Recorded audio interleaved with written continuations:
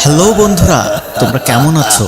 আবারও চলে এসেছি তোমাদের জন্য মোটু পাতলুর নতুন আরেকটি ভূতের গল্প নিয়ে। তো আর দেরি কেন, চলো দেখে আসি মোটু পাতলুর ভূতের গল্প। বেশ অনেকদিন আগের কথা, একটি সুন্দর সবুজ গ্রাম ছিল। সেখানে পাখিরা ডাকতো, বাচ্চারা খেলা করত, আর কৃষকরা মাঠে গিয়ে আনন্দের চাষাবাদ করত। এভাবেই গ্রামের লোকজন সুখে দুঃখে শান্তিতেই তারা বসবাস করে আসছিল।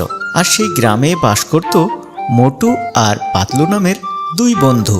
গ্রামটির পাশেই একটি উঁচু পাহাড় ছিল, আর ওই পাহাড়ে বাস করত ভয়ঙ্কর এক রাক্ষস। রাক্ষসরা আকারে খুব বড় হয় এবং ওজনও অনেক বেশি হয় এবং ভীষণ শক্তিশালী।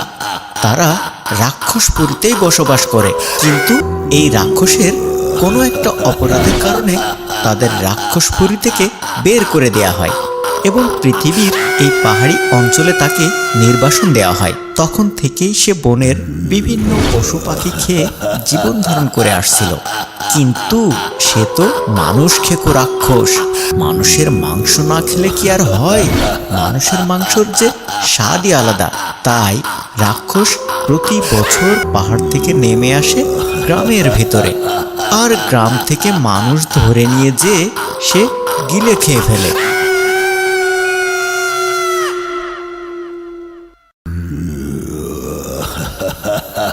সেবাকের বছর পূর্ণ হলে ওই রাক্ষস মানুষ খাওয়ার জন্য তার আস্তানা থেকে বেরিয়ে পড়ে, আর সে সময় নজর রাখতে থাকে গ্রামের মানুষের উপর।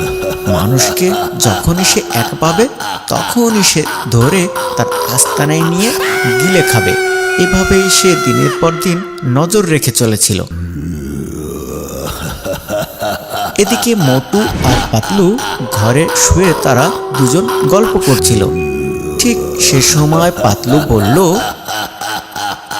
মোটু বন্ধু আমার তো শহরে একটা কাজ আছে, আমি শহরে গিয়ে কাজটা সেরে আসি। তুমি আমার জন্য অপেক্ষা করো, আমরা দুপুরে একসাথেই খাওয়া দাওয়া করব। আর তোমার জন্য কিছু নিয়ে আসতে হলে আমাকে বলো। ঠিক আছে পাতলু বন্ধু আমি তোমার জন্য অপেক্ষা করব। তুমি আসলেই আমরা একসাথেই খাওয়া দাওয়া করব। আর আমার জন্য অনেকগুলো সমোসা নিয়ে এসো, সমোসা খেলে আমার খুবই ভালো লাগে।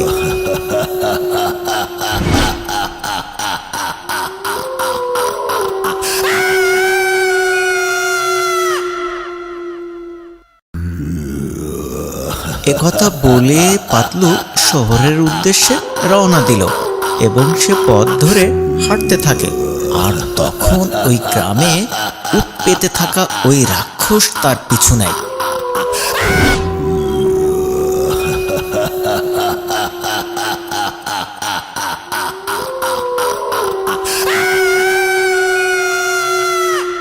এবং একটা ফাঁকা জায়গা পেয়েই অমনি পাতলুকে ধরে নিয়ে যায়। আর পাতলুকে নিয়ে ওই রাক্ষস পাহাড়ের উপর তার আস্তানায় ফিরে যায়।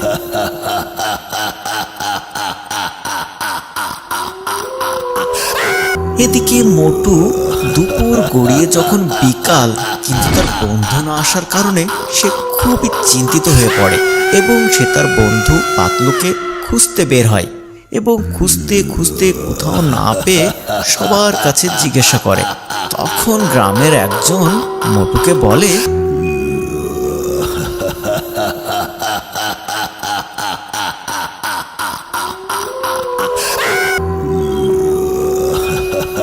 আমি পাতলুকে এই পথে যেতে দেখেছি।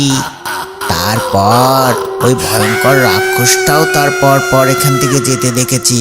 না জানি ওই রাক্ষসী পাতলুকে ধরে নিয়ে গেছে।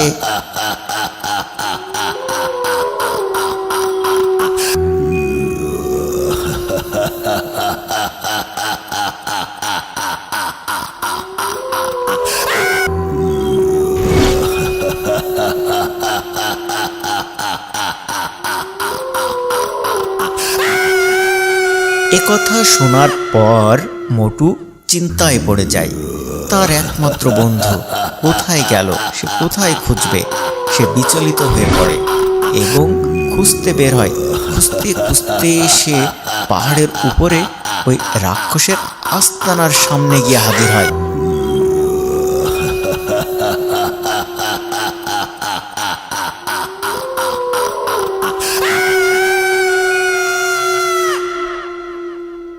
তখন সে চুপি চুপি উকি দিয়ে দেখে রাক্ষস তার বন্ধু পাতলুকে আস্ত গিলে খাচ্ছে। এই দেখে মোটু অনেক ভয় পেয়ে যায়। তখন সে মনে মনে একটা বুদ্ধি আঁটে আর একটু অপেক্ষা করে, আর রাক্ষস খেয়ে দিয়ে সাথে সাথেই ওখানে ঘুমিয়ে পড়ে।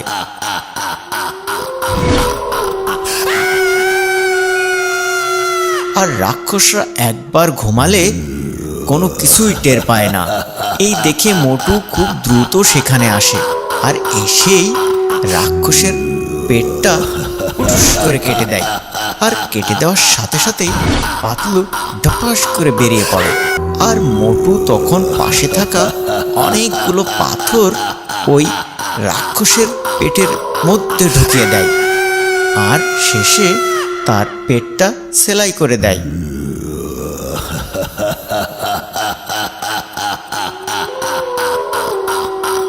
এর বেশ কিছুক্ষণ পর রাক্ষস ঘুম থেকে ওঠে এবং সে দেখতে পায় তার পেটটা অনেক ভারী।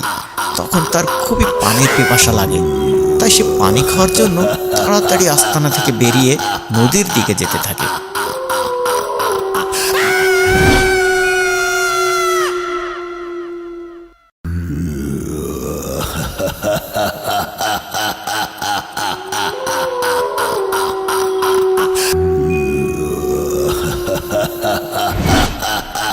আর নদীর কাছে গিয়েই সে পানি খাওয়ার জন্য যেই না একটু সামনের দিকে ঝোঁকে, আর পেটে থাকা পাথরের ভারীতে ধপাস করে পানির ভেতরে পড়ে যায়।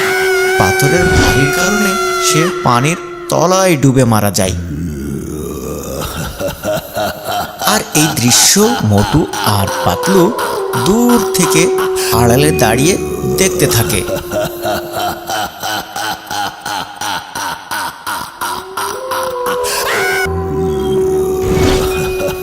তো বন্ধুরা, আমাদের আজকের এই মোটু পাতলুর নতুন ভূতের গল্প তোমাদের কেমন লেগেছে আমাদের কমেন্টসে জানাও।